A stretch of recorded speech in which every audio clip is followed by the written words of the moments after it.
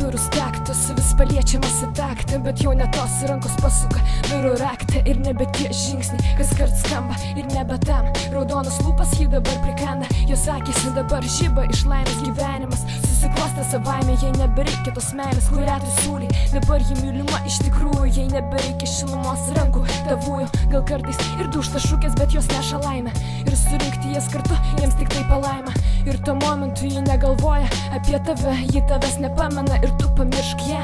Dabar suskauda širdį, pamačius šypseną jos, ji dabar laiminga, nors ir kito globios, ji ne iš tavo lūpų išgirsta žodį saulė. Dabar kitas jos akyse mato visą pasaulį, tavo liūdnas žvilgsnis lėtai juda iš šono ir susigūžęs iškart slėpies po kapišonu. Apini aplinkui, rendi per balas, nejauti lietus lašų ir pasiilgsti žodžio mes.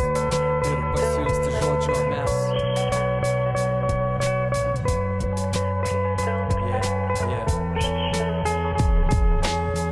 Idiotas į pasaulį žiūrintis per grotą, širdis nori, tačiau atsisako protas. Dabar mintis trupa prie pieštuko ir lapo, norėčiau pajusti bent dalį tavo kvapo. Širdis jaučia, bet akis nebemato, viskas dabar stebisi už to užburto rato. Vieniši vakarai ir šaltis kūną krato, net arbatos puodelis nepadeda pajusti šilumos, kurią suteikdavai. Sugrįžk, davai.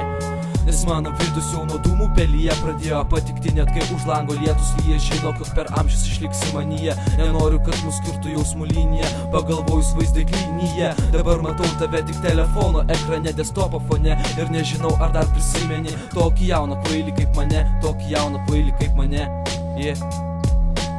O durų staktos, vis paliečiamas į taktą, bet jau ne tos rankos pasuka durų raktą ir nebe tie žingsniai, kas kart skamba ir nebe tam. Raudonas lūpas jį dabar prikanda. O durų staktos, vis paliečiamas į taktą, bet jau ne tos rankos pasuka durų raktą ir nebe tie žingsniai, kas kart skamba ir nebe tam. Raudonas lūpas jį dabar prikanda.